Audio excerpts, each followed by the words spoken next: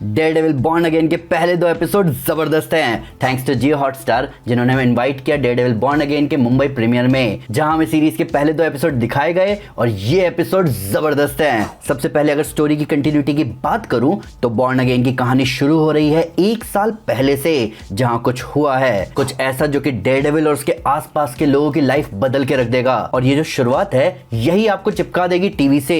हमने डेयरडेविल को बहुत एक्शन में देखा है, हमने उसे उसकी पावर्स यूज करते हुए देखा है, उसे जंप करते, किक करते, सब कुछ करते हुए देखा है, पर बॉर्न अगेन में कुछ तो डिफरेंट है। मैं एक एग्जांपल लेना चाहूंगा। यहाँ शुरू में डेयरडेविल छत पर भागता हुआ जा रहा है किसी को बचाने के लिए, और इस अकेले शॉट से ही आपको इस सीरीज का फर्क समझ में आ जाएगा, जहां से मेरे जैसे कॉमिक बुक फैन को पूरी कॉमिक्स वाली फील आ गई। उसका जंप करके अपने बटन के थ्रू आगे बढ़ना, उसका अपने सेंसेस पर रिलाय करना, ये सब आपको ये स्टार्टिंग फील करवाएगी। इसके साथ साथ बात आती है एक्शंस और स्टेक्स की, तो जो एडल्ट रेटिंग का दायरा है उसको पहले फाइट सीन में ही पुश किया जा रहा है। हम सबने पिछले 3 सीजन में डेयरडेविल को गुस्से में देखा है, हमने उसे भयंकर गुस्से में देखा है, पर ये जो फीलिंग यहाँ शुरुआत में दिख रही है उसकी बात ही अलग है। हालांकि यहाँ जो सर्कमस्टांसेस है ये उसका भी रिजल्ट हो सकता है, और मैं हैरान हूं कि मार्वल ने ऐसे हालात बना दिए सीरीज के पहले एपिसोड की शुरुआत में ही। मार्वल पिछले कुछ टाइम से हमें सेफ खेलता हुआ दिखता आ रहा है, जहां वो ज्यादा आगे नहीं बढ़ रहा कुछ आर्क्स को लेकर, पर ये बाउंड्री डेयरडेविल बॉर्न अगेन की शुरुआत में ही क्रॉस हो चुकी है।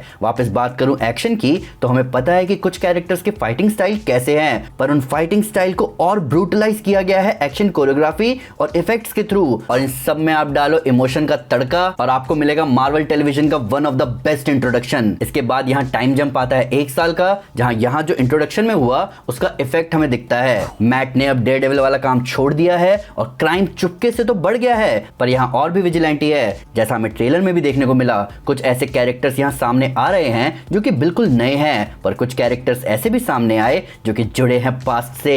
हालांकि इतनी बातों के बीच आपके मन में आ रहा होगा कि विल्सन फिस्क का क्या? फिस्क यहाँ आपको बहुत अलग आदमी लगने वाला है, या फिर हमें ऐसा बस दिख रहा है वो मेयर बन चुका है और ये पूरा आर्क लिया गया है हमारे रियल वर्ल्ड से, जहां मैट हैरान है कि जिस आदमी का सच वो सबके सामने लेकर आया, लोगों ने उसे मेयर कैसे बना दिया, और इस नए मेयर के दिमाग में चल क्या रहा है। डेयरडेविल और विल्सन फिस्क के बीच जो पूरा डाइनर वाला सीन है वो बहुत खतरनाक है, जबकि वहां सिर्फ वर्ड्स यूज हुए हैं। अब देखो डेयरडेविल के पिछले 3 सीजन में ना माहौल बहुत अलग था। वहां बात थी कि बुरे आदमी की सच्चाई लोगों के बीच में लानी थी, पर यहाँ अब बात है लोगों के सोचने के तरीके की। मैट समझ नहीं पा रहा लोगों की सोच को, और यहाँ कुछ मेंटालिटी भी सामने आ रही है, जहां लोग मान रहे हैं कि फिस्क को जिताना बेहतर होगा। कुछ लोग वायलेंस को भी सपोर्ट कर रहे हैं, कुछ पुलिस वाले भी सामने आए जिन्होंने मैट को सोच में डाल दिया, और उनके हाथों पे जो निशान है वो शायद मैट को नहीं दिखे, पर वो हमें दिख चुके हैं और उनसे हम हैरान हैं। और इन सब के पीछे एक विलन भी है जो कि अपने काम को अंजाम दे रहा है। अब मैं अगर एपिसोड की बात करूं, उनके डिजाइन की बात करूं, तो सीरीज बेशक कंटिन्यूटी में है मार्वल नेटफ्लिक्स के तीनों सीजन के, पर यहाँ एपिसोड का स्टाइल अब चेंज कर दिया गया है। नेटफ्लिक्स मार्वल के एपिसोड आपको बहुत सीरियलाइज्ड फील होते थे,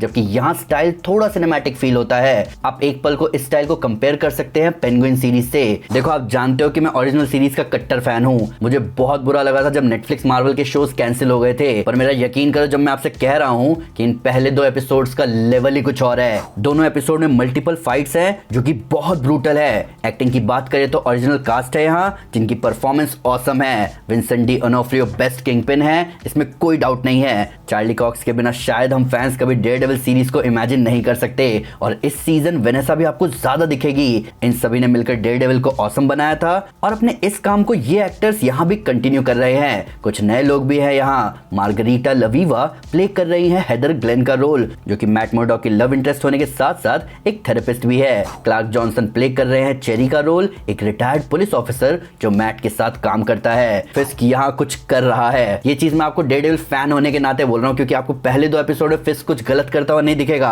पर मैं इसके बारे में थोड़ा और डिटेल में बात करूंगा जब सीरीज के 2 एपिसोड आ जाएंगे सबके लिए। मैं आपको क्लियरली बोल चुका हूँ कि ये 2 एपिसोड मार्वल नेटफ्लिक्स से बेटर है, पर सच्चाई ये है कि ये बेटर हो पाए हैं मार्वल नेटफ्लिक्स के ग्राउंड वर्क और डेडिकेशन की वजह से। मार्वल नेटफ्लिक्स अगर बार को पुश नहीं करता तो हमें ऐसी सीरीज कहां देखने को मिलती, और यहाँ यही हुआ है। सीजन 1 के शो रनर ड्रू गॉडार्ड और कास्ट की डेडिकेशन ने हमें ये ऑसम सीरीज दी है, जो कि अब जब मार्वल स्टूडियोज के हाथों में है तो वो अपने यूनिवर्स का पूरा फायदा उठाते हुए हमें ये सीरीज दे रहे हैं, और हम जो इस डेविल ऑफ हेल्स किचन के फैन हैं वो इससे कम डिजर्व नहीं करते। मैंने शुरुआत की बहुत तारीफ करी है, तो आपको अगर एपिसोड आने से पहले सीरीज की जबरदस्त शुरुआत का हिंट लेना है तो मार्वल ने इसके फाइट की एक्सक्लूसिव क्लिप डाली है यूट्यूब पर।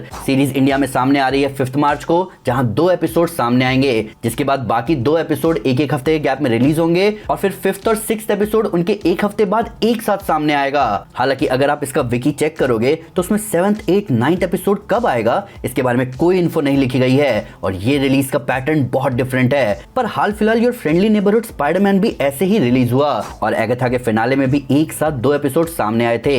शायद सीरीज के सामने आने का पैटर्न चेंज हो रहा है, जहां सीरीज के 2 एपिसोड एक दिन में रिलीज होंगे। इसके साथ साथ मैं आपको जल्दी से बताना चाहूंगा कि हमारे चैनल की सारी कॉमिक सीरीज के इमर्सिव रीड आउट अवेलेबल हैं सुपर प्राइम मेंबर्स के लिए। तो अगर आप इन कॉमिक सीरीज की कहानियों में घुसना चाहते हो तो नीचे सब्सक्राइब बटन के बगल में एक ज्वाइन बटन है, उस पर क्लिक करके बने सुपर प्राइम मेंबर और एंजॉय करें। तो दोस्तों ये था मेरा early review Daredevil born again के पहले 2 एपिसोड का। आप मुझे कमेंट्स में बताओ कि आपकी क्या प्रेडिक्शन है, क्या थ्योरीज है इस सीजन को लेकर और आप व्हाइट टाइगर को लेकर कितने एक्साइटेड हो और आपको क्या लगता है किंगपिन बैकग्राउंड में क्या करने वाला है। प्लीज कमेंट से जरूर बताएं। वीडियो अच्छी लगी हो तो लाइक जरूर करें और चैनल को सब्सक्राइब करना ना भूलें और अगर ऑलरेडी सब्सक्राइब कर रखा है तो ज्वाइन बटन दबाओ और एक लेवल आगे आके अपने भाई को सपोर्ट करो। Thank you guys, this is Aman Sinha and you are super piece.